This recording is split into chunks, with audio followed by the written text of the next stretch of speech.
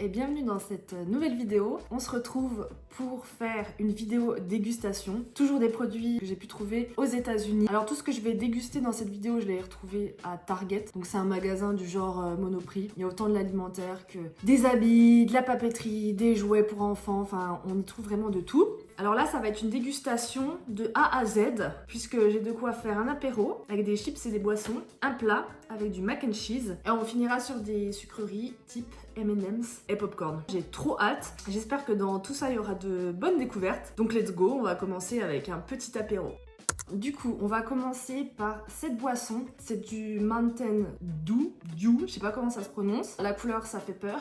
C'est vert fluo. Alors, la bouteille est verte, mais j'arrive à voir que le liquide est aussi vert. Alors ça a été longtemps interdit en France parce qu'il y avait un ingrédient qui était interdit, c'était l'huile végétale bromée. Alors j'ai regardé derrière, ça n'est pas présent dans la liste d'ingrédients, donc je pense qu'ils l'ont enlevé depuis. Et je pense peut-être qu'on peut maintenant en trouver en France. Par contre, la liste d'ingrédients, ça fait peur. Là, je prends des risques. On m'a dit que c'était pas bon, donc j'avoue que j'ai un peu peur. L'odeur, ça fait comme du Sprite un peu. On va se faire un petit shot, mais un petit. Hein. Oh, la couleur, c'est urine, urine fluo. Bah, en vrai, c'est bon. Bah, je suis choquée. Je m'attendais vraiment à un truc pas bon, parce qu'on m'a dit que c'était pas bon. Et pour moi, ça a un goût de Sprite, même moins sucré, je trouve, en goût. Je valide, hein. Je vais mettre des notes, comme ça on pourra voir à peu près où je situe les produits. Mais ça, sur 5, je crois que je mets 5, hein. Je vais reprendre un coup, mais... Bon, après, c'est du soda. Par contre, la couleur... Non, bah, franchement, je trouve ça bon. Je valide. Par contre, ça, une bouteille, buvez tout ça. Vous avez 290 calories, hein. Quand même quoi. Donc le truc bien sucré. Après quand on boit un soda, on sait qu'on le boit pas pour avoir quelque chose de bon pour la santé, mais le niveau goût, moi j'aime bien. Donc pour moi ça se rapproche du Sprite. Donc je valide 5 sur 5. Est-ce qu'on coupe avec des chips ou est-ce qu'on continue sur les boissons? Je vais peut-être juste couper avec des chips, ça peut être pas mal. Alors j'ai trouvé ça des Lay's Wavy. Goût Cuban Sandwich. Alors je sais pas du tout ce qu'il y a dans un Cuban Sandwich. Là il y a une photo, on dirait qu'il y a du pain, des cornichons, du cheddar et comme du bacon. Donc écoutez, on va voir ce que ça donne. Je pense qu'on n'a pas ça en France. Ça donne très envie. Donc voilà comme je présente les chips. Ça sent bon. Ça sent super bien le cornichon. J'adore le cornichon, alors je suis fan. Alors c'est une édition limitée pour les dés, trop bon. Ah, ça je valide à 100%. Hein. Si vous adorez les cornichons aigre doux, ça c'est une dinguerie, ça a le goût de cornichon aigre doux. Produit suivant, je vais goûter le soda Poppi. J'ai déjà goûté, je sais plus c'était quel goût et j'ai pas trop aimé. Par contre, il se revendique comme étant un soda un peu bon pour la santé. Donc dedans, il y a des prébiotiques pour la santé de l'estomac. Il y a du vinaigre de cidre. Donc ils disent que c'est un Immunity Sidekick, donc un booster d'immunité. Donc bon, on va voir ce que ça vaut. Et là, par contre, sur une canette, on est à 20 calories. Donc c'est quand même mieux que l'autre. Et franchement, par contre, le packaging est super beau je trouve. Et le goût c'est ginger lime, donc gingembre citron vert. Ça sent bon. Ah oui là par contre il n'y a pas du tout de couleur un peu saugrenue. C'est vraiment un peu trouble mais il n'y a pas de couleur bizarre. J'aime bien. Non franchement j'aime bien. C'est très bon. C'est pas aussi sucré qu'un soda, mais je trouve que pour un truc rafraîchissant, c'est pas mal. Je voudrais voir les ingrédients, mais franchement, c'est écrit blanc sur du vert pétant là. Il y a du sucre en deuxième ingrédient, de l'inuline. Je sais pas du tout si c'est un édulcorant. Je valide ce goût. Alors, comme je dis, j'avais goûté un goût que j'aimais pas trop, mais celui-là est vraiment pas mal. Si on veut un truc avec un goût rafraîchissant sans que ça soit de l'eau, vraiment sympa et j'adore le packaging. Ça, y a rien à dire. Je mets 5 sur 5 aussi. Ensuite, on continue dans les chips et cette fois-ci, c'est des Pringles. Alors, il y a 3 goûts. Il y a goût barbecue, donc édition limitée. Goût cheddar, donc édition limitée également. Et il y a un goût pizza. Celui-ci, c'est pas une édition limitée. Donc, je pense que je vais goûter en premier le barbecue pour pas avoir une grande révélation. Ça sent bon en tout cas. Ça a même le même goût que leur sauce barbecue en fait. Très très bon. Ça a le même goût que leur sauce barbecue. Vous savez, les sauces un peu sucrées. C'est pas trop salé. 5 sur 5. Hein. Pour l'instant, on est sur une bonne lancée. Hein. Franchement, je pensais pas que tout allait être aussi bon dès le départ. Hein. Ensuite, je vais goûter les Pringles au cheddar. Ça a une odeur, mais je trouve pas que ça sent le cheddar. Comment je mange ça, moi?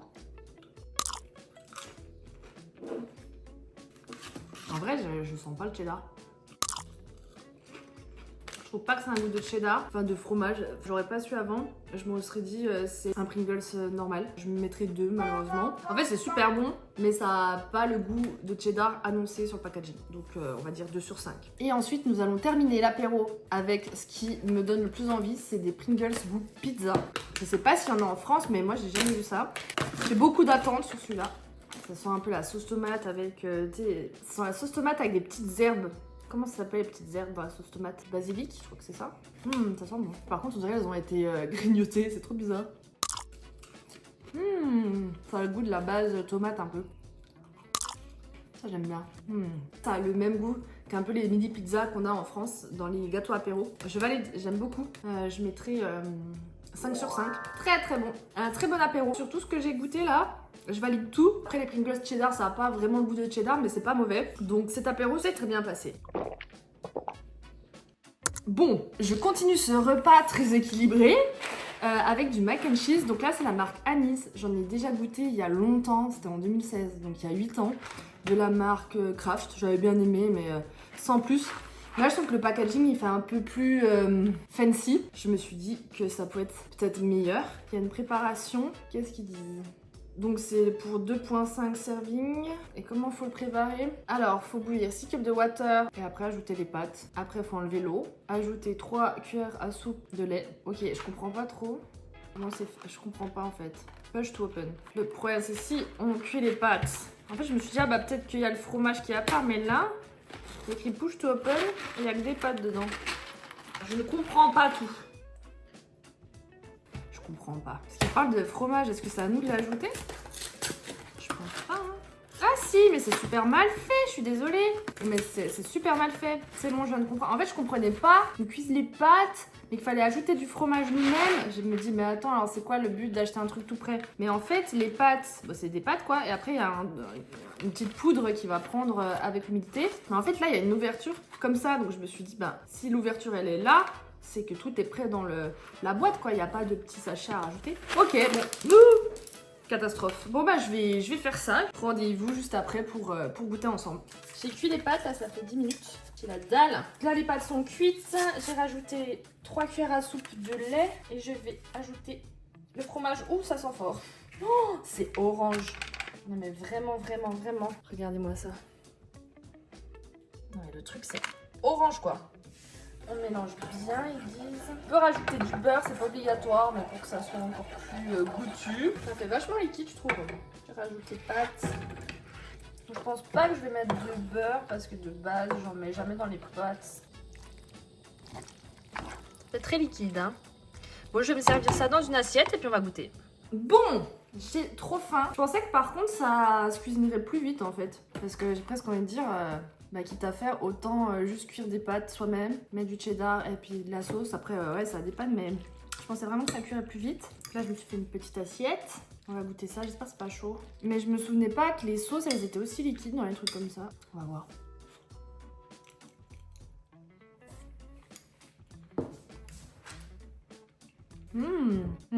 Pas mauvais, mais je trouve qu'il y a un petit arrière-goût. Après, je sais, c'est parce que c'est du aged cheddar, donc du cheddar âgé.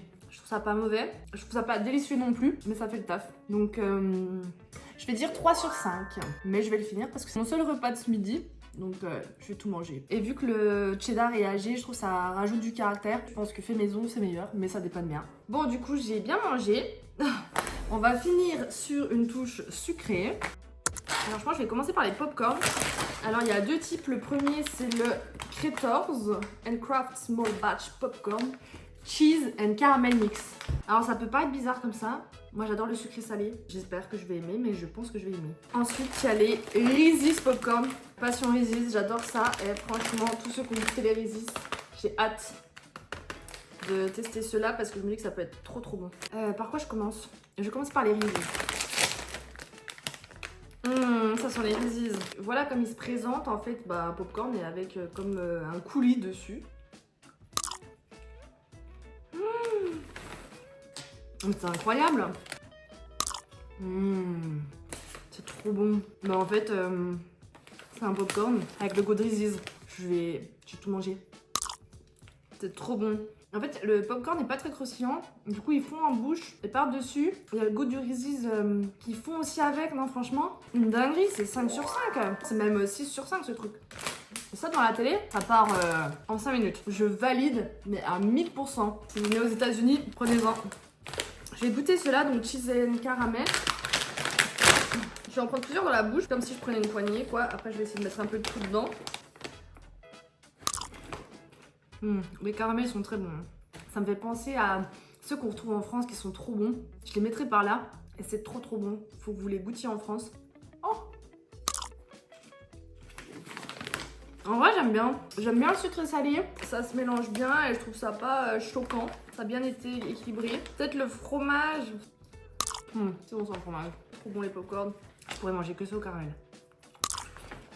Donc je mettrai 3 sur 5. Je trouve c'est très bon. Mais je pense que je m'attendais à un truc plus waouh. Mais voilà, c'est bon. C'est validé.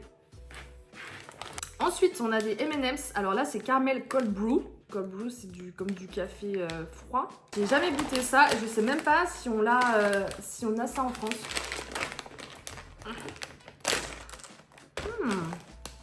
Ça sent bon. On sent bien le café. Il faut aimer le café, hein. C'est très sucré.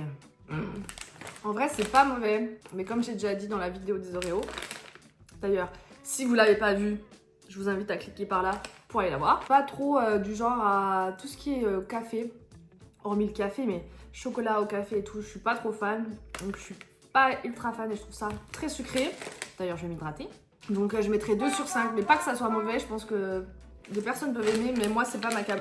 Donc j'espère que les M&M's Cookies, Crunchy Cookies, donc vont rattraper cette déception sur les M&M's. Ouais, ils sont plus petits. En vrai, c'est bon, mais on sent pas le cookie. Hein. Enfin, ça fait crunchy, mais c'est tout. Par contre, ils sont beaucoup plus petits que les autres. Regardez la différence. Ils sont plus petits. Moi, j'aurais appelé ça juste crunchy. Parce que je trouve pas c'est un goût cookie. Mais c'est crunchy. C'est bon, mais sans plus. Pour les M&M Crunchy Cookies, je mets 3 sur 5. Je préfère les originaux. Et juste pour le goût. Mais ça, c'est incroyable. Alors, genre là, j'ai envie de me faire un film. Un chat dans les mains. Incroyable. Non mais faut le mettre loin de moi ce truc, c'est pas possible. Bon, je pensais pas que les déceptions allaient être là où je les ai trouvées, c'est-à-dire bon, dans les M&M's Cold Brew. Je trouve ça pas mauvais, mais c'est pas trop le genre de truc que j'aime. Les chips, le Pringles cheddar, mais pareil, c'est très bon.